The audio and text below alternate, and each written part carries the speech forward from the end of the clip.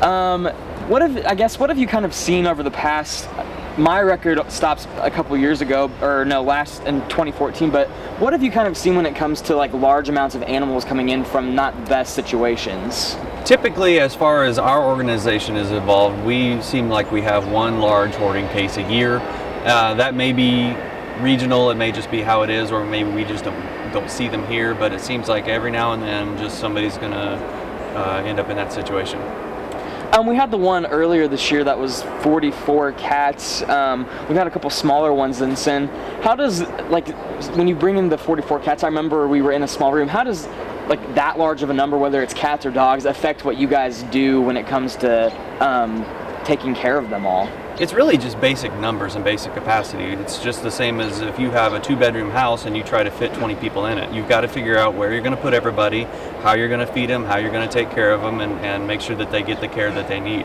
And that's the same thing that we run into here. When you throw in 40 extra cats, where are you going to put them? How are you going to take care of them? And that was something that we did. We stepped up and we took care of their needs. I think one of the things too is, I mean, you guys are funded by donations. You know, when you have 44 animals, you guys have agreements set up with people to do the cheapest amount, like when it comes to spaying, neutering, care. But I mean, that still affects you guys when it comes to money when you get something like that. Right. There's a lot of extra stuff that we have to put towards those animals, and we do try to do things as inexpensive as possible. And there are some medical procedures such as vaccinations that we are authorized to do. Now, however, surgery itself has to be done by a veterinarian. But in the situation as what happened with the cats, PetSmart Charities has a grant opportunity where if there's an emergency situation, you can apply to that, and we were actually awarded a grant to help cover all the extra expenses that we had by incurring those animals. I guess in a ballpark average, what might it cost to get all that done for a cat and maybe for a dog as well? Typical, the national averages are $15 a day to care for a cat, $20 a day to care for a dog. When we deal with our vaccinations, you're talking about $5 per vaccination. There's a test that has to be done on cats that's about $15. So there's, and then when you add the spay or neuter, I think it's around $35, $40 for that.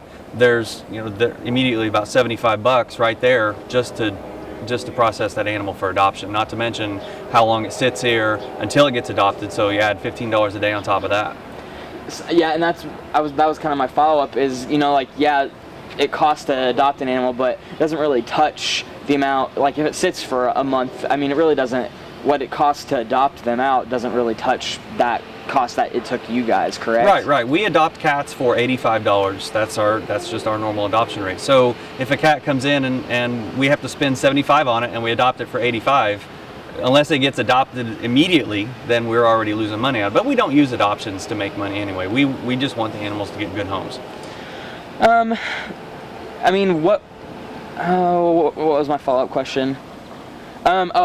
Earlier when we started talking, you said that, when you have 44 cats, it's hard to find them a spot. Like, you guys have that problem sometimes when you get a large influx of animals, because the building right now isn't necessarily designed that best. So, I mean, like, you said you have animals in rooms, per se, like, because there's no space for them. Right, we do the best we can to manage our intake of animals. We know that we have a finite amount of space, and if we're full, we're full. And unfortunately, that means that sometimes when someone brings an animal to us, we can't take it because we just legitimately don't have a place to put it. So if you don't have a place to put it, then where might it go? We can give people other options. If you're just being a good Samaritan, you saw a little fuzzy thing running down the street, you picked it up and you said, "Can you please take it?" Unfortunately, maybe we can't. Then we can recommend to you different options as trying different places to publicize the animal for reclamation by its owner. Give us a call back in a couple days to see if we have space then, and just see if we can work with you to hold on to the animal until we can take it in, as opposed to just us immediately taking it at that time. And you guys, as well as code enforcement, kind of have some community partners who might be able to help you out until you find those spots. So how important is having those people that are willing to help out like that? It's really important. It helps us because, again, we only have a finite amount of space. So if there's someone else that has space that they can help us handle that extra fluctuation in population, then it just works together all around for everybody to get that animal taken care of. I guess in your opinion, what's like the worst case that you've seen in your time with the Humane Society? The 44 cats was pretty big. We also had 32 dogs a few years ago. It just is just one of those things that you just have to deal with, and they may seem bad, but the animals still have to be taken care of. So it doesn't necessarily matter how many there are. There just is a job that has to be done.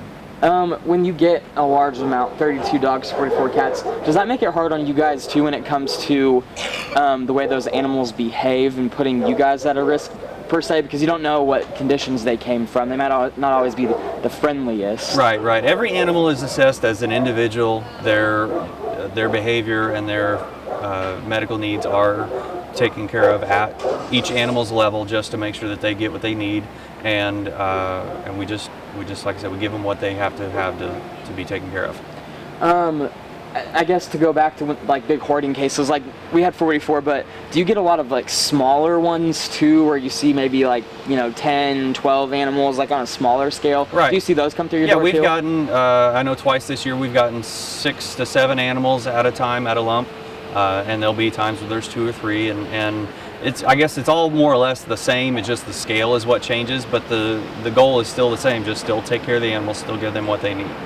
I guess what might you say to people who might have this kind of problem or know of this problem going on in their neighborhood, where like you said, it could be 2, 3 animal neglect, or it could be 44? What would you say to them when it comes to getting the right thing done for those animals? The first step is always to contact your local code enforcement or animal control agency. In the city of Terre Haute, it's through the police department. In the county, it's through the sheriff's department, and just let them handle the situation to see if it is an animal neglect or cruelty case, and then they would take the appropriate action to make sure the animals get taken care of. So if you see something, say something is pretty much what it boils down to. Right. Just, if you don't say anything, you're essentially part of the problem too. It's those animals rely, if you see something that you seem, I had it almost. If you see something that seems unusual, you should. Oh my gosh! It's fine. You should see how many times it takes me to spit words out. No doubt. If you see something that you think, if you see something that you think seems unusual, you should always contact the local authorities. The animals can't speak for themselves. They rely on us to step up and step in case there's a problem. Can you think of anything else? Well, most of these instances, people actually think they're helping these animals. Right. Kind of talk a little bit about that. Obviously, they might be better off on their own as being put in that situation. There is a term that's called capacity to care, and you have to know what your limits are. You have to know that you can only take care of X number of animals. Your income can only support X number of animals. There are, believe it or not, there's actually city and state ordinances that say you're only supposed to have 6 adult animals under your care. And so I think that's probably part of it too, is to help people understand that they can't help every single one of them. They can only do what they can comfortably take care of. Yeah, that's a good point, because with the lady with the 44 cats, I mean, she had a name for almost every single one of them and thought she was doing a good thing for the neighborhood, but essentially it wasn't good. Right, and she had no ill will. She had no malintent. She wanted to take care of the animals, but she just didn't realize that she wasn't giving them what they needed. Have you seen cases of animals being brought in that were abused and neglected just out and about, like the arrow shot through one of the dogs that recently we reported on? Any kind of abuse like that you're aware of that, as animals are coming in? I don't think we've really necessarily seen a lot of abuse in animals. Now we do, like we've mentioned, we do get seized animals from situations, hoarding, fighting, whatever the case may be, but the animal can't tell us what happened to them. We can only take it at their face value. So we'll get animals in that have wounds of unknown origin, and then we just have to get them healed up. I guess one thing too, even though, I mentioned a few minutes ago about how you don't know how the animals are going to act because you don't know what situation they came from. However, that being said, with some love and care, for some family out there, one of those animals from those situations could be one of the most loving pets that they've ever had, Right. or brought into their family. Right. A lot of times the animals just need to be shown that humans can be trusted. They need to understand that we're not going to hurt them. We're all friends, and they just have to be shown the opportunity to be cared for. Well, I don't think you guys would let a potentially dangerous animal go home with a little kid or a family, you know, that without warning Right, them. right. We do what's called a temperament test, where we put an animal through a battery of tests to see how they act in different situations. Plus, when we live with them every day, we learn their personalities, we learn their behaviors, and we can pick up on maybe they just wouldn't be good with small kids, or maybe they just wouldn't be good with other dogs. And we counsel the potential adopters in those sort of situations. So they may come in and say, I'd really like to adopt this dog, but I have a 5-year-old. Well, we've observed that we don't think that this dog would be good with a 5-year-old because maybe he's very hyper, he's going to knock your little kid over, or different situations like that. So there is a lot of things that we do on our side just to help place the animals in the right home. That brings up another question. When it comes to placement, are you supposed to like disclose the people? Like, say they wanted a cat who'd been in the 44 situation. Mm-hmm. Do you tell people, hey, this came from this situation, or is that something that you would only tell them if they like had seen a story and asked about it? How would that work? If an animal has a, I don't want to say, if an animal has a, I don't want to say behavior, that's not the... Are you trying to think about something like their background? Right, a situation. If an animal has a situation or has come from a situation where we think would affect their future home, then we would definitely disclose it. Obviously, we want to make sure that the people taking these animals into their homes have every little bit of information about them that we know, but sometimes there's situations that don't really impact where they're going, so where they're coming from doesn't even always necessarily matter, because we know they're going to a better place, so it doesn't really matter.